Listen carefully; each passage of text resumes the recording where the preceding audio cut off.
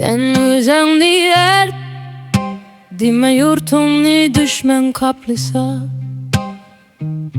Balların korkuş içide hiç hatırcam yatmasa.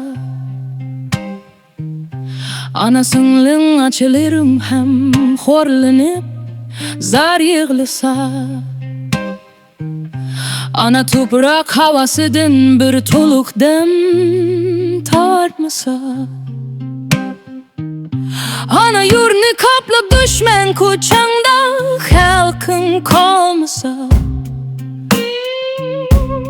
Düşmen kiyip duppa bilen atlasni usul oynasa.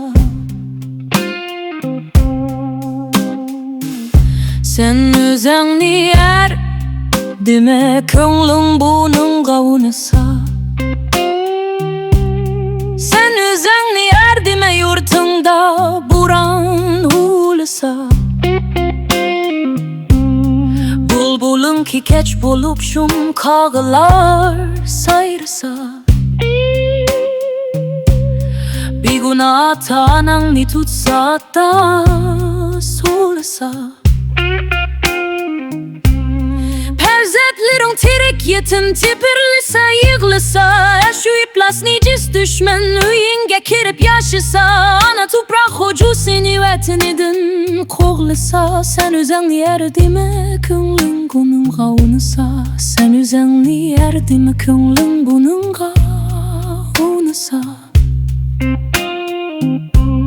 Sen özengni dime azad vatinin bolmasa. Düşmeninge ot açar karı gazıvın bolmasa.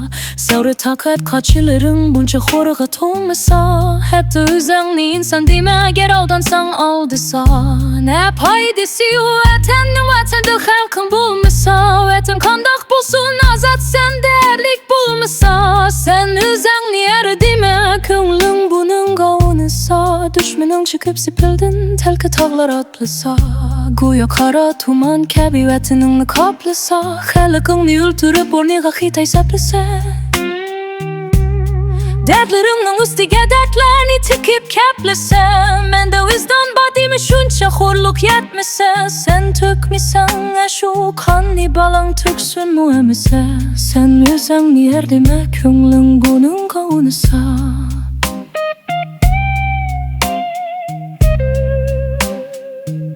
Düşmenin çıkıp sepildin telki tağlar atlasa. Goya kara tuman kabi vatanını kaplasa. Halkını öldürüp orniga hitay saplasa. Dertlerinin üstüge dertlerini tikip keplese. Mende vicdan badime şunça horluk yetmese. Sen tökmesen şu kanni balan töksün mu emese. Sen özengni dime köngling bunun gavunasa. Sen özengni dime köngling bunun gavunasa.